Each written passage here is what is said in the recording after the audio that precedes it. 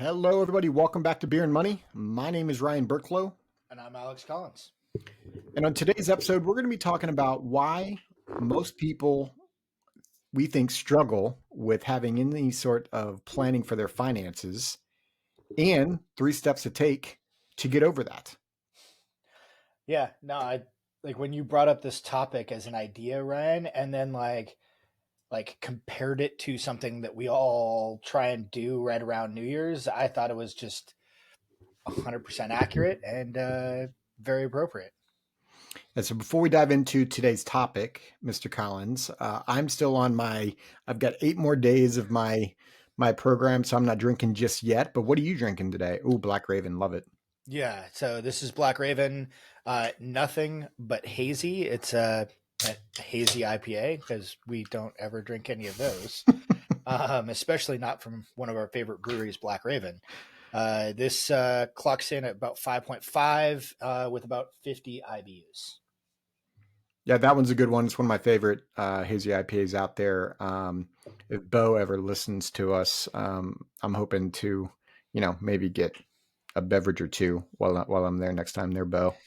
So, Alex, what are your thoughts on it? Not gonna lie, as you're drinking that, I'm like, man, that sounds delicious and looks delicious. It absolutely is delicious. Like Black Raven never disappoints. They just have really good beer. If you're anywhere near like Woodinville, Redmond, Western Washington, highly recommend dropping by one of their tap houses. Trying to find them, you can usually find them in grocery stores or in most tap houses in Western Washington. But yeah, Black Raven's just good stuff. This happens to be one of yours and my favorites. Yep, Nothing but absolutely. hazy. So to Alex's point, check them out. So, well, let's get into today's topic. So, what was interesting is, so the topic came, Alex. I didn't tell you this before we got in. I've been reading this. It's almost like a Bible. It's like this thick. It's a book called Arete by Brian Johnson, and essentially it's like 450 different like stories or rules to be your best self. And right, like it kind of punches you in the face if you sit down and you read it for 15, 20 minutes because you're like, man, I am not good at life. What, I mean, only 450? Like that. It may be actually, I take that back. I think I'm on page 400. It might be a 1500 page book. Um, but one of the things he talks about in there is your goal or reason to what you want to do. If it's too abstract, you're probably struggling accomplishing it. And one of the things that we know is that finances in general are an abstract concept. That said, I think your way of hammering this home to me was brilliant. And what you said was, hey, Alex, how many people have a New Year's resolution goal of losing weight? I was like, yeah, just about all of us. Cool. Why don't we ever do it? And you were like, you answered it almost immediately, which was, well, it's too abstract. There is no immediate gratification. There's no Nailed it right there. like, yes, I want to lose weight, but that's not the reason. It's the why. What are you looking for? And then you gave an example of why you're doing 75 hard. So what's your reasoning behind doing 75 hard, right? Yeah. So a better reason is to make it more concrete. And for me, it wasn't about losing weight per se. And even if it was, that wouldn't really get me over the threshold to beat myself up the way I'm beating myself up. It's more about, for me, it's helping me feel good now. Now, I'm not going to lie, like the first week sucked because my body was like, you are a horrible person. Why would you do this to anyone? But now I wake up and it's just, I've got more energy. I'm feeling great. Like it's just a different way. And I wanted to feel good. That was the reason. That was the concrete why, which is why I took those extra steps to get this done. Yeah. And so ultimately, for whatever we do, inertia is like we have to overcome that initial inertia, right? And so we have to have a very strong why as to what we're doing and why we're doing it to be able to make change. Like in And I'm going to general, tweak it a little bit. So the why has got to be more, I don't want to use the word immediate, but the why has to be more present. Like what's going to happen today or tomorrow that's going to have you do it. Like what's that why that for that, not 20 years or 30 years from now. Because I mean, there's plenty of studies out there where we struggle with financial planning or planning for retirement, if you will, because we can't envision our future self. It's too far away. It's too abstract. But we can envision ourselves tomorrow, right. or even waking up tomorrow and feeling, oh, wow, how cool would that be to be more clear, be more focused, and feel better? That will get, at least it got me over the edge. Well, and you now got my wheels turning around how to talk to clients to try and create that sense of immediacy in retirement planning or whatever else to give them that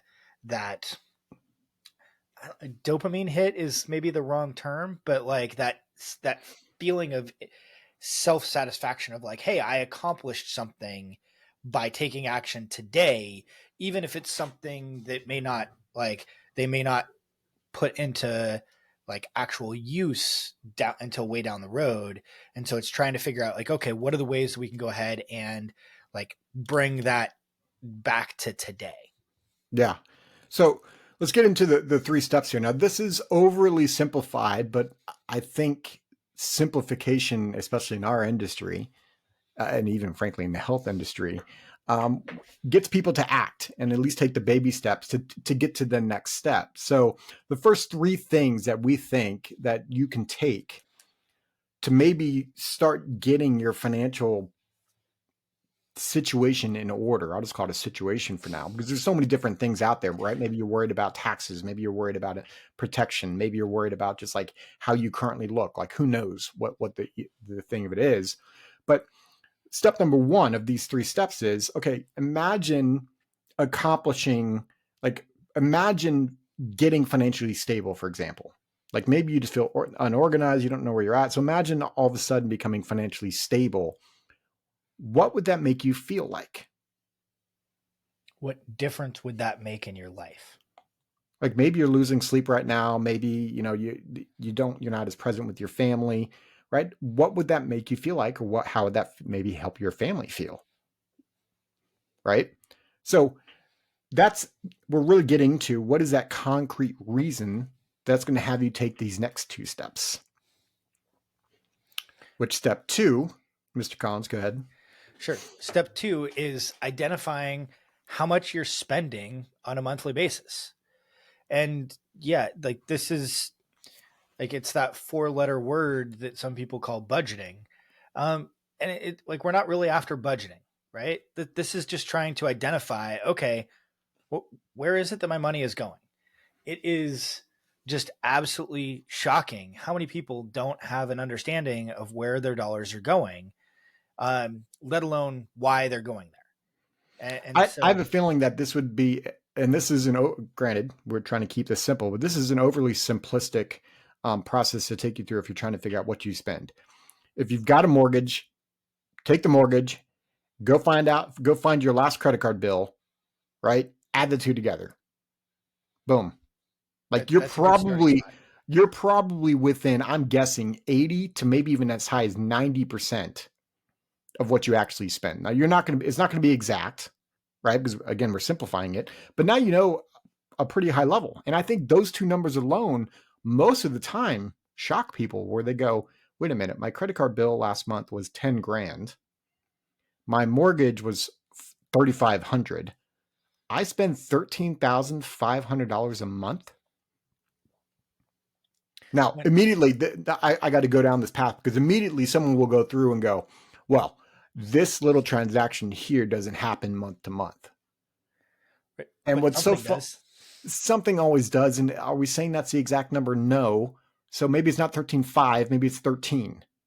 Well, Like, and let's not play the game, right? it, Let's just, if you don't want to like go analyze all of the transactions, just go look at the total dollars that went out to your credit card over the last 6 months. Yeah. Like that'll take you 2 minutes to look at is like, okay, hey, how consistent is my credit card bill?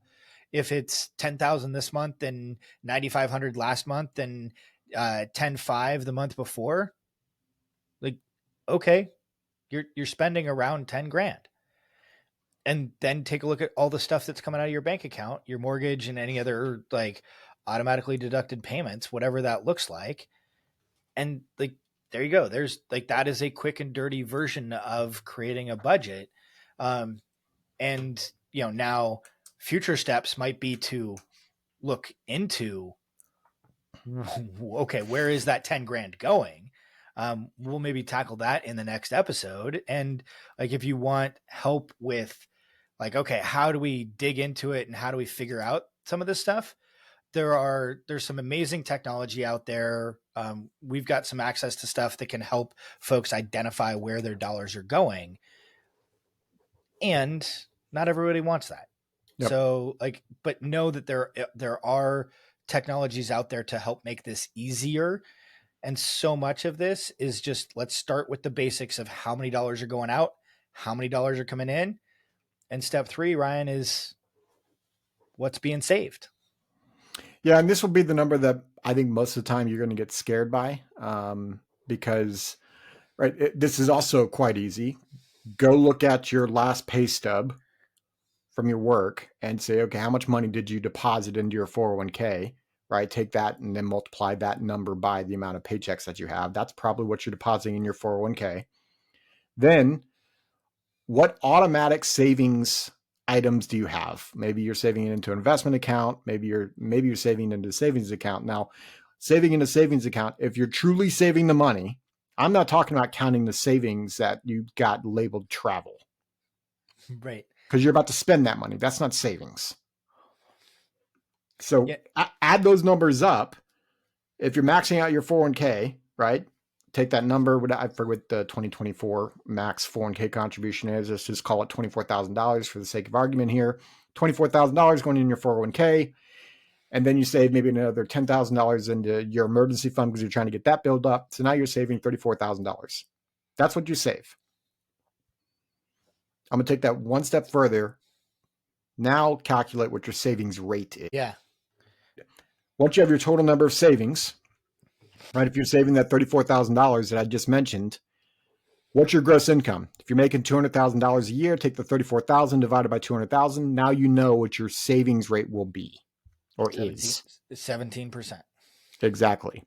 Now that's on the high end. Oftentimes we're sitting down with people and, they're making $250,000, $300,000, $500,000.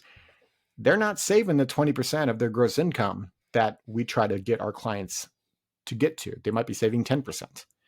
Right. And that's even scarier because if you really look at it from that point of view, if you're making $500,000 a year and you're saving $50,000, so that's 10%, that means $450,000 is not staying on your balance sheet. Well, and to take it one step further, when you get to retirement, you need to be able to replace a vast majority of that $450,000 because that's your lifestyle. Yes, you might have some expenses like kids' college, or like expenses spent on the kids or a mortgage, or some of that stuff might go away. But the higher that number is during your earning years, the more challenging it becomes to be able to retire because you're not saving a big enough percentage to be able to accomplish what you're trying to do. And a lot of the automatic savings vehicles start maxing out. And so those high income earners, it has to be a much more intentional, much more planned savings because 401k maxes out, because Social Security maxes out, because some of these basic structures max out. You have to do it on your own. Yeah, most of us, right? Unless you have a specific cash flow management type of system in place, which we've spoken about in the past, you spend by default rather than spending by choice. So it's important to look at that. So real quick review of the 3 steps, right? So why 3 steps to take to help you with your finances. Step number 1 is, okay, let's ask yourself the question. If you became more financially stable, how would that make you feel? Okay, so that's helping you get a concrete reason. Number 2, how much money are you saving per month? And number 3, and I did it backwards here, but it's the same 3. Number 3 is how much are you spending per month? Which takes us to the question of the day, Alex. Our question today is really, what is your why? Is it too abstract, or is it concrete enough for you to take action? So head over to beerandmoney.net. And at the top of the page, there's a contact us if you wanted to either answer that question, or maybe you have questions from today's episode, as well as our YouTube link. So you can watch the video and you can see Alex's pretty face rather than his deep, lovely voice. We'll also be on that page. We just added the YouTube channel, so make sure you check that out. Look, we started the podcast to help you think differently about your money so you can be with your family and you can not stress about money and you can live the life that you want. So we hope this episode was valuable for you. And as always, Mr. Collins, cheers. This podcast is for informational purposes only and is not to be construed as tax, legal, or investment advice. Although the information has been gathered from sources believed to be reliable, please note that individual situations can vary. Therefore, the information should be relied upon only when coordinated with individual professional advice. Guest speakers and their firms are not affiliated with or endorsed by Park Avenue Securities, Guardian, or Quantified Financial Partners, and opinions stated are their own. Guardian, its subsidiaries, agents, and employees do not provide tax, legal, or accounting advice. Consult your tax, legal, or accounting professional regarding your individual situation. All investments and investment strategies contain risk and may lose value. This material is intended for general public use. By providing this content, Park Avenue Securities, LLC is not undertaking to provide investment advice or a recommendation for any specific individual or situation, or to otherwise act in a fiduciary capacity.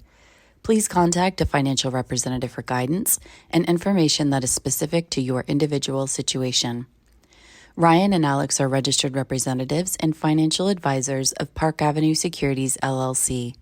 OSJ 200 Market Street, Suite 1850, Portland, Oregon 97201. Phone number 503-221-1226. Securities products and advisory services offered through Park Avenue Securities, member FINRA, SIPC. Financial representatives of the Guardian Life Insurance Company of America, Guardian, New York, New York. Park Avenue Securities is a wholly owned subsidiary of Guardian. Quantified Financial Partners is not an affiliate or subsidiary of Park Avenue Securities or Guardian. Ryan Burklo, CA Insurance License Number 0K24924. Alexander Collins, CA Insurance License Number 0H24806. Pinpoint number 2024-168334. Expiration January 2026.